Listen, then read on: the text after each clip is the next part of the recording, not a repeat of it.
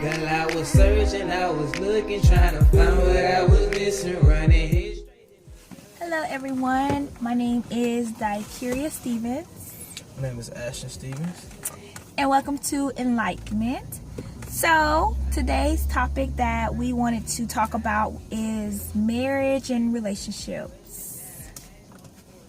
So anyhow, there's just certain points about it that I want to go over. Now, I love to talk about relationships. I love to talk about marriage. It's wonderful. It's a very, very beautiful thing. So, I'm excited as always. So, there's just a few points that I want to go over. The first point that I wanted to go over was respect. Okay. Now, I know many of us, as myself, was always taught that as far as just in life in general, you don't need no man, you independent, and this and that. So I wanted to kind of break that down and bring it back to the book, because it's the way of life of what the book says, how in a marriage it's supposed to be. And I mean, not even as far as marriage, we're talking about relationship wise as well. You have to have, there's just certain things that has to be in that relationship in order for it to be successful. So the first thing I want to talk about is respect. Now, respect is, if there's not anything, this is so very important. Respect is very important. And so what I want to read this off out of is Ephesians. This is the 5th chapter, the 33rd verse, which says, "Nevertheless, let every one of you in particular so love his wife even as himself, and the wife see that she reverence her husband." Okay, so this is basically stating that you are to respect your husband. He is, of course, to respect you. And so that was my biggest thing. And respect, it goes a long way, and that's with anything. And when I say respect, I'm not just even talking about attitude. When I say respect, I mean as far as the things that you wear, the people that you talk to, the way that you handle yourself. Respect is with everything, anything. So that is what I just wanted to, or one of the biggest key points that I wanted to go over as far as the relationship. And I mean, honestly, if you think of anything that is needed in a relationship, it's based off respect. It all comes down to it, everything. So that was the first topic that I wanted to go over. First point. That's definitely a very powerful point, and it's a very powerful verse in the scripture, because it shows how much respect that we are supposed to have for each other as far as man and wife. But for the man, it says that you're supposed to love your wife or treat your wife how you basically, in my words, treat yourself, treat your own body. So that means that you're supposed to have that much respect for your woman like you have for your own self. And for women to respect her man as far as submission and reference to her man. So that, I feel like that's a very powerful subject, as well as a very powerful verse. Yes, you definitely have to make sure that you respect each other. I mean, I know sometimes, for instance, you get in an argument, there's issues, you say what you want to say, anger takes over. That's the devil. That's what he does. He takes over. You start saying things that you really don't mean to say. And I know sometimes they say, oh, when you're mad, that's when you speak the truth. It's a lot of times where Satan just takes over, and you start saying things that you never say. You just say things because you want to hurt that other. And I mean, that's something that you have to bring yourself down to. I know I have a struggle with it, where I have to start realizing I go in and have to read the verse. I have to read the verse, or I have to listen to music, a gospel, to calm myself down. But it regardless of what, you have to make sure that you respect your husband, because he is the head of the household, regardless of how much money he makes. It doesn't matter if you make more money. It doesn't matter how you try to put it. The man is the head of the household, and you must have order. You have to have order in your home in order to be able for anything to work. So I mean, it all starts within the home. Even if we start going out ministering, even a minister, pastor, deacon, he must have order in his home before he can order anywhere else. But that's another subject. So yeah. Yeah, Yeah, everything works in order, especially when dealing with God. He creates everything in a certain order that He wants it to be created in. He does everything in a certain order that He wants to be created in. It's a reason why He created Adam first instead of Eve, and it's a reason why He created Eve from Adam. I feel like the reason He created Eve from Adam because Eve is meant to help Adam. Eve is meant to be Adam's helpmate. It also shows that Eve is a part of Adam. It shows that they are one. It shows that she comes from him. He has a piece of her in her, and she has a piece of him, which shows the coming together, shows that they're one. But it's a reason why He does that. It's a reason why He has ordered everything. It's because God is supposed to be the head, and women is supposed to be the helpmate of man. Women answers to man, man answers to God. That's why men are dealt more harshly when we do wrong versus women when we do wrong, because we're supposed to be the head. If you don't have your flock in order, then God's going to deal with you instead of dealing with your household. He's going to deal with you first. So that's the order that everything works in. You know, you can't have that order without having the responsibility that comes along with that order. Just know that you can be the head. Yeah, it sounds cool and everything, but just know when things go wrong, everything falls back on you because you are the head. You hold that responsibility. So God's gonna look at you before He looks at everybody else. Yeah, He's gonna get everybody else too, but He's gonna first come to you first because you're supposed to be the head. So. Right. Very true. And I mean, that's going in as far as roles. So the next thing I wanted to kind of talk about was as far as wives, roles of a wife. A role of a wife is very important. Now we know a role of a man is very important, very in depth as well. But as far as a wife, as Ashton said, you are a helpmate. So basically, just to go ahead and read this verse here, Ephesians, still I'm coming out the 5th chapter, and this one is the 22nd verse. Wives, submit yourselves unto your own husbands, as unto the Lord. Okay, so submit yourself is basically meaning to be under authority of. Okay, so we are to follow. That's what women, as far as women, wives, or mate was made to do, is to follow. So you get in a marriage, keep in mind that that's still what you're supposed to do. You're supposed to follow. Now, yes, you're gonna support, do what you're supposed to do, help along the way, make ends meet. Yes, of course, that's what we're going to do, but just keep in mind that you're not the head. You are to always you are there to be under your husband and to help him. So I wanted to talk about that as well, because like I said, we sometimes think that it's okay for us to be independent, and you get in a marriage, you have this thought where I don't need you, I really don't need you, I can do this by myself, and that's not how it works. That's not how He has this, and like I said, just revert back to the book. And so that's what I want to go over. Just remember, it doesn't matter how much money you may make, or what you may think, or it doesn't matter. You're not the head. And you will never be. It goes the same for men too. Just because you put in that order to make the decision doesn't mean that you're totally independent. A good leader listens to everyone. It's a reason why women are made our helpmate, because they see things in different perspectives from what we don't see things. And it's a reason why we're leaders, because we see things in a different perspective that they may not see things. That's why it's so important to listen to your spouse or your wife. Ultimately make the decision for yourself, but it's very, very important to listen to what they have to say, or listen to their opinion on a decision, because that will affect your decision making in a big way. Because they may see things in a way that you're not looking at it, and it's important to have that opinion when you're making your decision making. So keep that in mind. So yeah, we're gonna get into roles. We're gonna most definitely talk about it as later on. We will be discussing roles, because that's important. Many don't know their roles, really don't, and it's something that's very vital. We just have to learn how the basics. Sometimes you just have to go out and read for yourself. Sometimes you have to learn, because many of us are lost and not even know it. Think that we know, and we really don't. So just wanted to get some enlightenment on that. So another thing that I wanted to talk about was issues in relationship, basically. How the way to handle issues in a relationship. Now, I don't know it all. I've, been in a relationship for almost 7 years. Wonderful. But it is definitely hard work. And one thing that I know for sure that you have to remember is the people, the things that you go out and revert when you're angry, the people you go to, the things you go to, social media.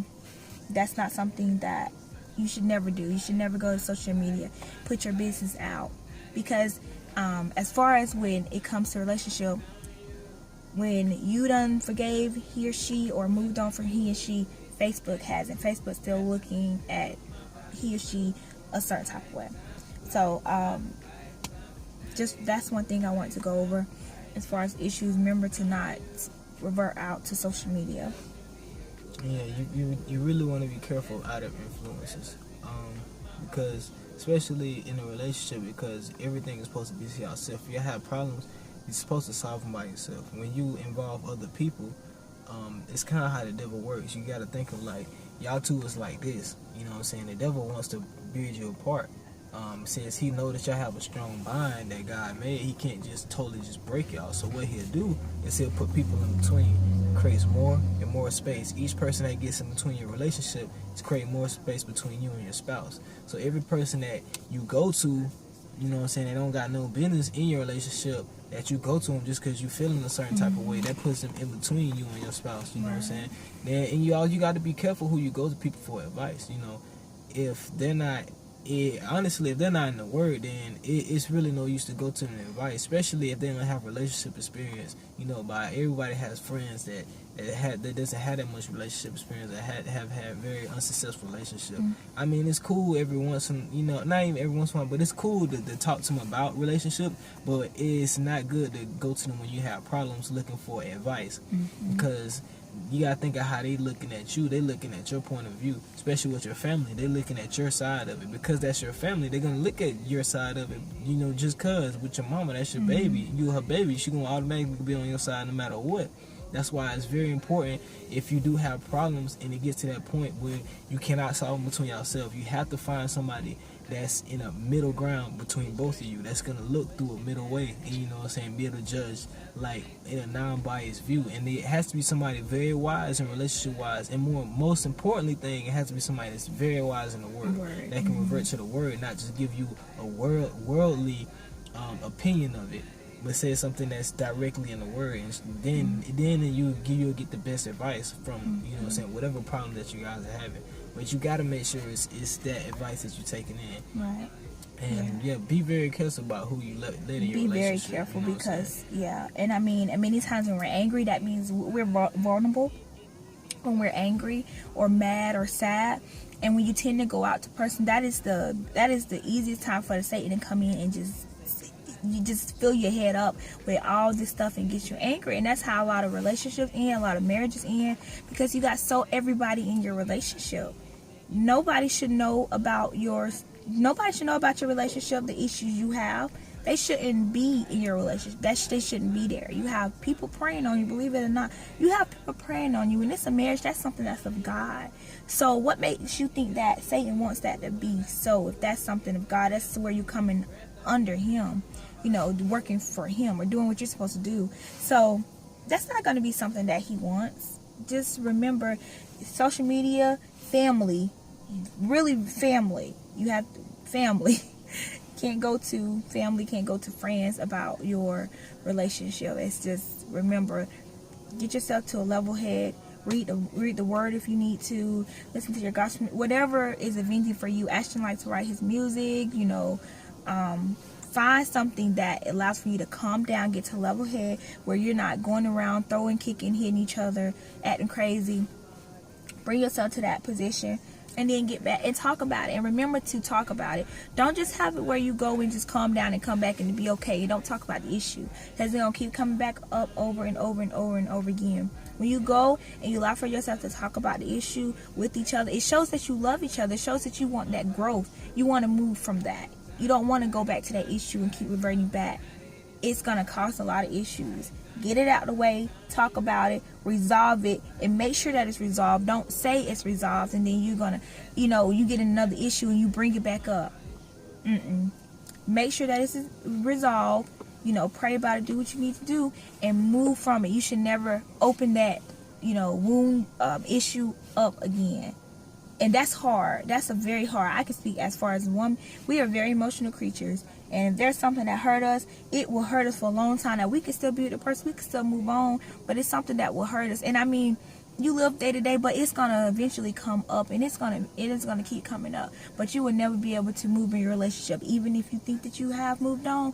You will never be able to move in your relationship with that person if you still have that wound open and you haven't came to where you're fine. You've forgiven. What's the word I'm trying to say? You've forgiven he or she about it. Yeah. You moved on. Closure. And closure, yes, it's very important. Make sure you have closure. And I know we think sometimes. I think of closure where we done broke up, we ain't together anymore, and I just need the closure so I can move on. But no, you need closure within your relationship so very often. So, yeah, issues in a relationship is very important, and you really have to know how to deal with it, because that's something that could result in, a divorce so quickly. You really have to make sure you work, and because the relationship is work. A relationship is not just easy going. It's not something that you don't have no arguments. I don't know. Whoever had arguments, y'all the real MVP, because I've never. Yeah, ones who don't have arguments. I know there's some people who don't have arguments. They say, oh, we never argue and stuff. And I really feel bad, because I'm very happy that I have arguments in my relationship. It shows us that we realize each other's faults. We realize that there's things that we need to work on, and we're willing to bring that up to each other, work it out, and move on, because we want growth. You should always want growth. So, so issues in the relationship. That was them. The last point, which is a big, something I always wanted to talk about, is infidelity, cheating in a relationship. So, I'm sorry, I've never been a person where I felt like if my other half cheated on me, that I'm just going to be okay with it, and I'm just going to move on with it, because a man's going to be a man. Well, we go back to the Bible. Of what it says about infidelity. God doesn't say, well, he's okay, because a man is just a man. A man is just a man. He's going to cheat. That's what he's going to do. You just forgive him and move on. Yes, you do forgive him or her. Not even just speaking of men. Yes, you forgive them for it. But it's not okay. It's not something where it's okay for him to cheat. And that's another thing media portray. It's okay for them to cheat. That's just what they're going to do. That's the flesh. Okay? That's the flesh that is taking over. It's not something that is okay to do. And if we go back to Proverbs, this is the 6th chapter, the 32nd verse.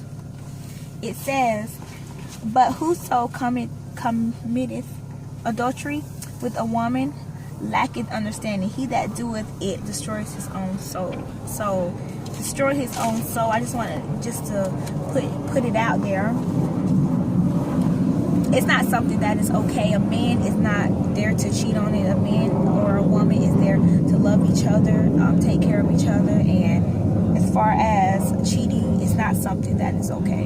I'm sorry for whoever thinks or whoever told that it's going to happen. And I mean, the way we see it is a lot of women see it as in where these days all men cheat, so you just have to pretty much get with who you can.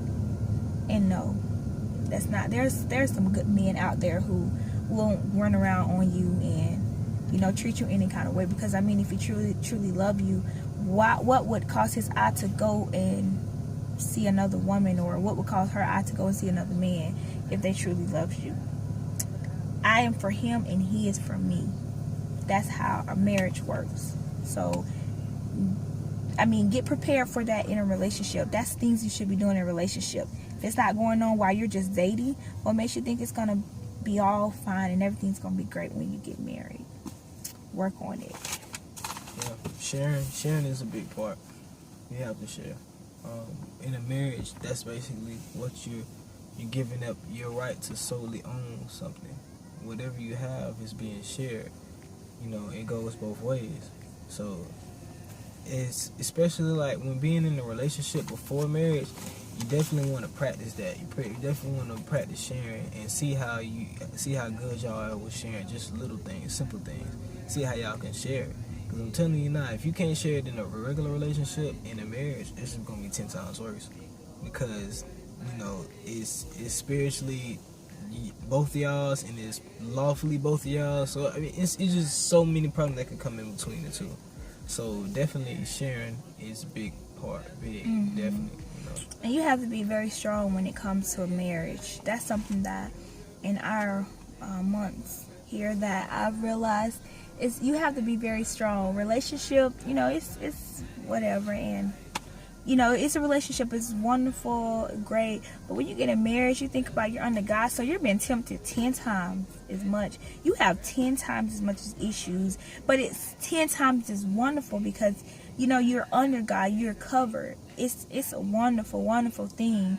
It was so hard, and I would never picture myself being married at this age because of what media portrays, that you're too young to get married, you're not ready for marriage, you don't know what it is. But when you actually sit down and you truly learn the meaning, you truly learn how marriage is supposed to be, what wife's supposed to be, what a husband's supposed to do. When you truly really know and understand what marriage is, you can't put an age on that. You can't say you have to be 30. We have 30 and 40 years old that's acting like 18-year-olds. You can't put an age on marriage. When you're ready, first of all, remember that's something that you make sure you ask God. You make sure that this is a person for you, because it's someone you're staying for the rest of your life. This is not a person where you get in an argument and, oh, I'm divorcing. No, it doesn't. There's only certain things, certain reasons that you should divorce for. Yeah, the Bible only states 3 reasons. That's, of course, infidelity, abandonment, and death. Mm-hmm. That's basically it. It don't say anything like you get in a bad argument so you can get a divorce. Mm-hmm. So, you know what I'm saying? Or you feel the type of way. You don't like that person no more. Mm-hmm. So you I don't like. Yeah. So it don't work like that. In the Bible, it clearly states that. So a lot of people don't even realize that they're sinning when they even get the divorce and when they even remarry, like all these times, and they ain't even realizing it. But that's a sin in the eyes of God. So you gotta be careful about that, because that's something that's very serious. Like I said before, those are the only three reasons y'all can divorce. By the word. And so that comes to it's very serious. Once you're in it, you're in it. Yeah. You don't just leave because I don't like his family, or I don't like him no more. You make sure, that's why before you get into a marriage, you make sure you go to God and you make sure that this is the person. Is this the person I'm supposed to marry? Just let me know. Is this the person I'm supposed to marry? Because if it's not, you're unevenly yoked. You get together, things just don't work. Make sure that this is the person that you are supposed to be with. Most important, before you even start, make sure that this is who you're supposed to be with, because you're in it for the long run. And divorce, as Ashley said, that's something very serious. You don't understand. Divorce is something very serious. That's a big no. You don't just get together and just think you can make a vow to God and then break out of it and make a vow. No, you don't. It's abomination. That's what it is. So that's just basically marriage, relationships. This beautiful thing. I love seeing a lot of these young couples here. I love seeing young marriages. I love seeing it, but it's only when I see that it's something what you're getting to. You're just not doing it because you want to prove a point, or you're in your lust stages. Like, you just got together for 3 months. Okay, if you feel like you're in love within your 3 months, that's you. No one knows. You can't put a judge of, you have to be together for a year or such before. No, I can't say that. Like, we were together we got married on our 6th year anniversary. Can't say that. That's not saying we never loved each other, but it's something you got to make sure you know what you're getting to when it comes to marriage. It's not something you just wake up and decide, I think I want to marry you. I think I just want to get married and go and rush and do it. You make sure you ask God before you do it. Know what it is, and it's a very beautiful thing. It really is. I don't understand, some see it as in where you give your life away, but it's honestly it's a new life. Yeah. It's new life. It's wonderful. It's a wonderful life. Yeah, it's not the end. It's not the end of your life. That like people portraying how media portrays it's the end of your life. It's not the end of your life. It's the beginning of a new life. I mean, you think about what the opposite of a funeral is. It's a wedding. It's the reason why the opposite of a funeral is a wedding. That's why you think of funerals, you think of black. You think of weddings, you think of white. It's symbolic. You know what I'm saying? It's opposites with each other. It's a reason why. Because a wedding represents new life. A funeral represents the passing of a life. So yeah, marriage is wonderful. Now I'm not saying, hey, go out and get married. I'm just saying you just need to know what you're doing before you do it. You make sure this is the person you're supposed to be with. While you're in a relationship, make sure you just practice. Practice these things. So when you're in a marriage, it's not as hard because you're gonna get tempted so much. Satan's gonna tempt you so much. You would not believe how much, but then you would be so surprised of how wonderful your life just turns around, how wonderful it ends up being, because you're doing what you're supposed to do for the Father. And it's no better feeling. It really isn't. But yeah, and that's that for our episode. Check out, we're gonna definitely be I know we've been for the past 2 weeks, speaking of marriage, our friends just got married, Dominique and RJ.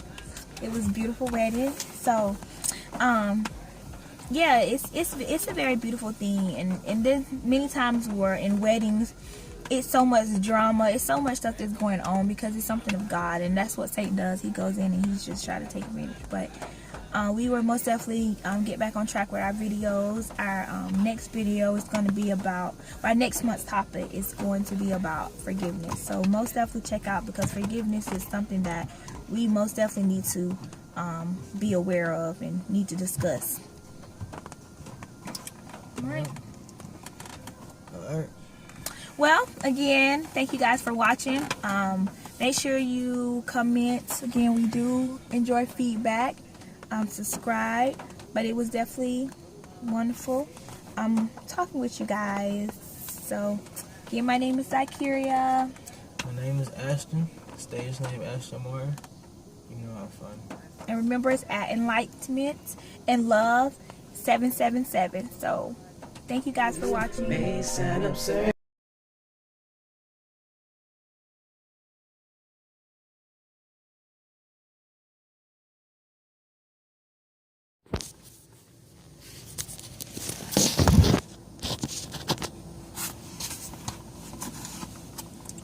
Hello. Welcome to Enlightenment. My name is Zykeria Stevens. My name is Ashton Stevens, as known as Ashton Martin by stage name. And our topic today is over marriage and relationships. Yup.